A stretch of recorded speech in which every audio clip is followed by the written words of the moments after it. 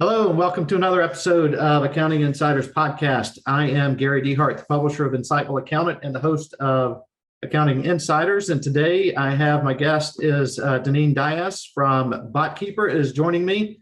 And so welcome, Deneen. Thanks for taking a few minutes out of your day to talk about advisory and really AI. We're going to touch a little bit on AI. We don't have a lot of time.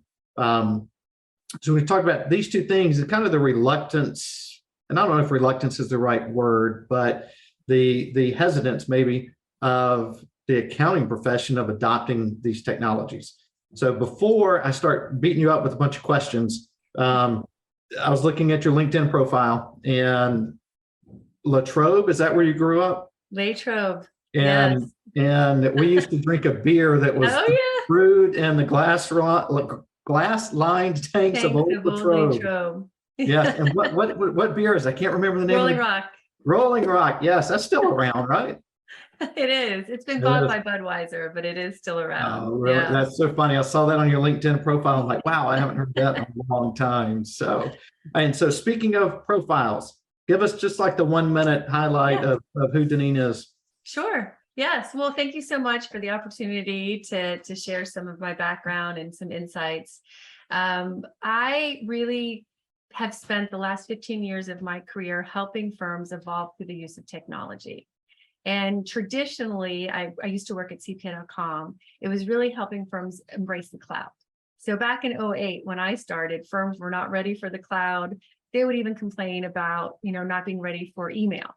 And so helping a very resistant, very like technology resistant type of profession evolved through the use of technology. And then coming to Botkeeper now almost 3 years ago, because I really believe that AI is what's next. It's what's next in all areas, not just the profession, but certainly it's changing the way firms do their work.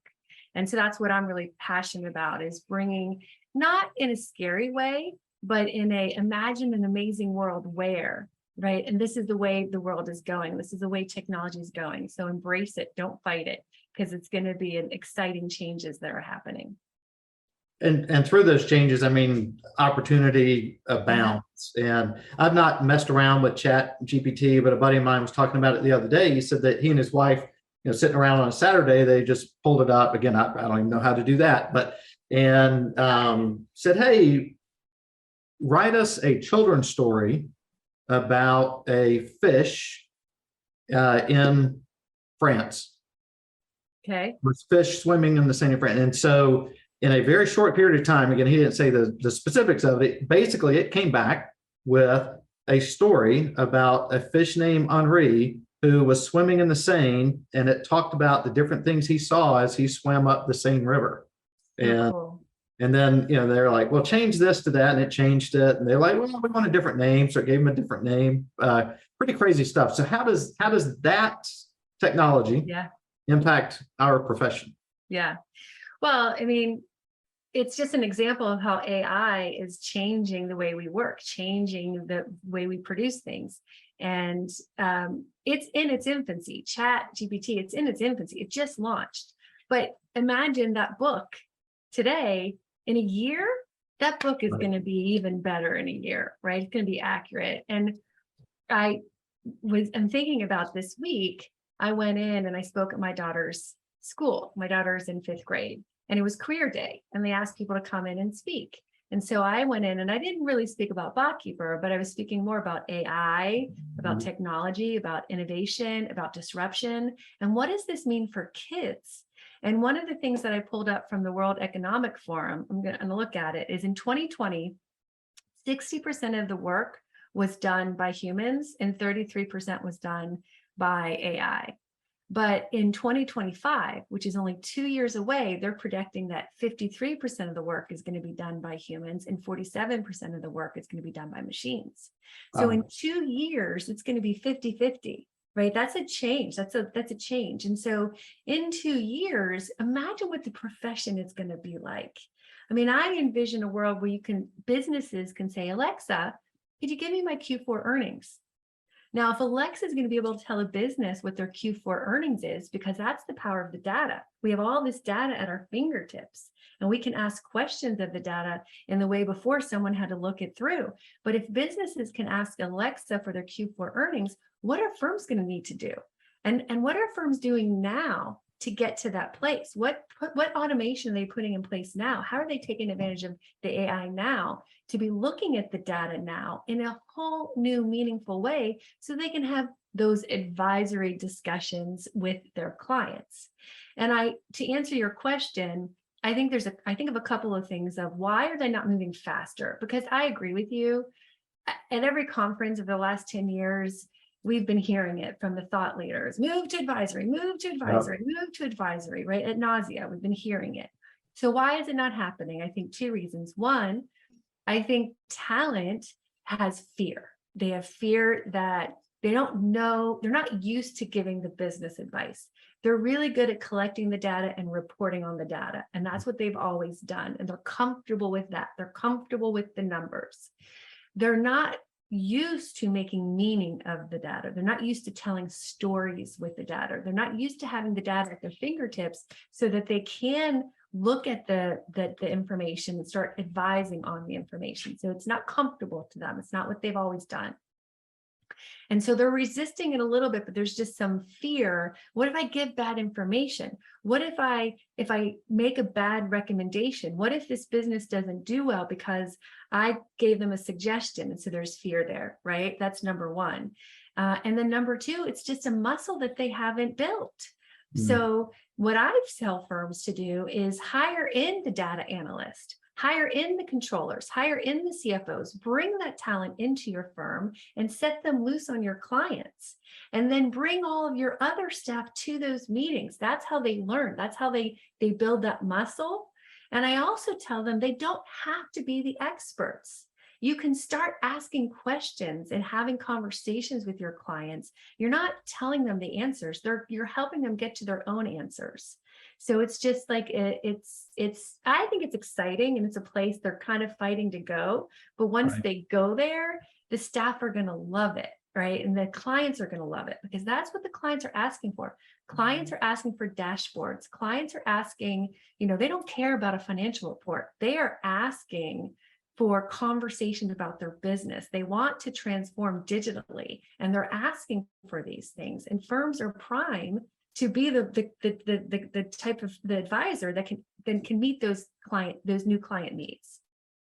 Absolutely. And and I don't know the answer to this question, maybe you do. So going back to kind of about the data analytics and knowing how to leverage that, is that something that is taught in school? Yeah. Yeah, like at a broad base. Yeah. So I have a story around that I love to share because I think it's cool. My daughter again is 10 and we live in Florida. So we have annual passes to Universal, and we try to go, 6 or 7 times a year. And there is a ride, the most popular ride at Universal is it's a Hagrid's ride. It's a Harry Potter ride. And we like to end the day on that ride. We like to do it at night. You sit on a motorcycle. It's really cool. And, but anyone that's ridden that ride knows it's like a 2-hour wait. And so we were waiting in this long line, and there's this cute little couple in front of us that I started chatting with. And they were young, they were in their 20s. And I asked them, why are you here? Well, they had just moved to Florida because they had just graduated from university, and they had gotten their first job at SeaWorld. And I was like, what a cool first job. What are you doing for SeaWorld? And their answer is, we're data analysts. And I was like, oh, my head's going off like, oh, ding, ding, ding. Tell me more. Tell me more. What do you do as a data analyst for SeaWorld? And they graduated from Purdue. That's where they met at Purdue. One of them, the guy, had a cool job. He analyzed all of the food courts at all of the SeaWorlds. There's 20-some SeaWorlds. So all of the food vendors. So he could tell you which popcorn stand was making the most money. Now, why is that important? Because then he can also predict, well, maybe we need more popcorn stands. And then he can also predict how much popcorn they need to have to make the demand and be able to keep selling and not run out of popcorn. So think about how cool his job is and how important his job is at a SeaWorld for revenue. Her job was even cooler though. She looked at all the data and could analyze and predict when a ride would break. Now think about the importance of that for SeaWorld, right? Think about, how the rides is their moneymaker. And so if she could predict that a ride was going to break before it broke and they could fix it, those are really crucial jobs at SeaWorld. And I think about that for firms. Firms, again, are at the position to have the data at their fingertips, and they're not using it and able to predict when a business is going to break, right? And they can look at that. And AI is going to allow them to see those trends faster than the human eye. And that's what Botkeeper does, right? Botkeeper codes transactions. Sorry, my daughter just got home in nanoseconds. And our machines can see trends in the transactional data that the human eye can't see. And so that's the power of the data. And I think that's the power of, the data analyst. Bring that talent into the firm, hire those people at the firm. Those people are going to change the way the profession looks at the data and talks to the customers. Yep. So before we run out of time, you and I have talked before, and this isn't my question that I'm asking, but I think we got somebody sneaking in the back door there. I am my daughter. Sorry, Zoe, can you take That's all the right. dog? Honey, this is a bad time. Can you just take the dog? There we go. Say hi. I know. Sorry, go ahead. That's all right. Little podcast bomb there. So Botkeeper, right? So is Botkeeper competing with firms? Thank you for the question. No, we do not compete with firms. When we started 7 years ago, we were a bookkeeping company, and we were closing books for small businesses with our AI, with our machines. Yeah. Then about 4 years ago, we opened up a platform so that firms could also use our tech and talent to close the, do the help with the financials for the small businesses. And then in January of 2020, we decided to shut down our direct because feedback from firms is that we competed with them. Mm-hmm. So we decided to no longer service small businesses directly, and we 100% now just enable firms. So we're a firm enabler. We are not a competitor. Yeah, and I think too, I imagine that drives your ability as a software developer, right, to concentrate on what you do best, and that is leveraging AI and building out that technology for firms, right? And then we'll segue that into how firms, the importance of kind of letting go of the day-to-day task work, right? And I'm struggling with this myself in our business of, there's, we all have 1,000 things we have to do to get our job done, right, in any day. But should we be doing those things? I know there's a lot of things that I have to do. There's a lot of things my business partner has to do that neither of us really should be doing. It should be either offshored or outsourced to someone else so that we can concentrate on the 2 or 3 things that we do really, really, really well. Agreed. So we can grow our business. And I think firms, accounting firms, bookkeeping firms, of all sizes and shapes need to have that same mentality. And I think a lot of things. I mean, I feel like we need more time together because I think, as a full-time working mom, I'm looking to be really efficient. I need efficiencies, right? I don't want to cook. I don't want to clean. I outsource a lot of those things because I'm so busy. I don't have time, right? I don't need more money. I need more time is how I feel as a full-time working mom, right? And I think that for Botkeeper, what we've learned, the best types of firms for us are the ones that want to aggressively and massively grow. These are firms that are seeing as a huge opportunity. Businesses want to outsource to firms. They don't want to do the books anymore. They want to outsource to firms, right? And so there's a supply and demand issue happening. There's more businesses than bookkeepers, and they want to outsource, right? They want firms to do the work. Firms are turning this business away. What other job turns business away? They are turning the monthly bookkeeping business away. Other firms tell me they can't get to it, right? They have a wait list of clients to onboard. And so there are firms right now, they're rethinking the structure of the firm, the services that they're providing. How can they provide more services, monthly services to the clients? And they want to aggressively grow. this advisory part of their practice. They want to really grow how they talk and work with their clients.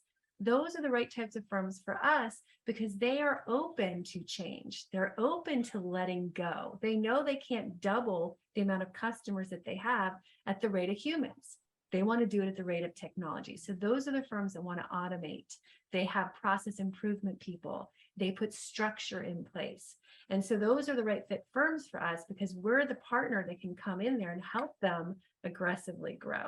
So when I say maybe, that's because some firms don't want to really grow that quickly. They're happy right where they're at. They don't want to grow their advisory part of their practice.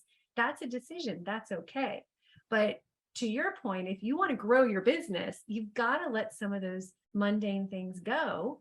Right. Outsource it to a virtual assistant, outsource it to, right? And focus on what are your goals for yourself in 2023? What do you want your business to be in 2025? Where do you want your revenue coming from? And focus there. Yeah. And what's your exit, right? If your exit is to sell the firm, well, you better be leveraging technology because no one wants to buy you if you're not. Yeah. And no offense against QuickBooks Desktop, but nobody wants a QuickBooks Desktop. They're not going to buy a QuickBooks Desktop firm, right? They are not. And so there we go. I know you've got a hard stop. I do. Two things. How do people find you? Yes. Yeah.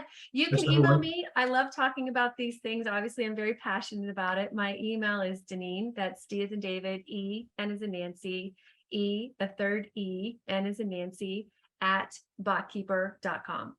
And then you also have your own podcast. I do. What is that? How do people find that? It's called On the Edge. It's Botkeeper. We have a YouTube channel. And so I host the podcast once a month. I think I've done over 40 podcasts. So you can go to the Botkeeper YouTube channel to see all of those recordings. Okay. Well, great. Well, let's next time, let's dive deeper on CAS. Yes. And maybe we can, between a few of these, kind of lay out a pathway to CAS for firms. So, all right. Well, thank you. Thank you so much for your time and enjoy the weekend. All right. Take care. All right. Bye.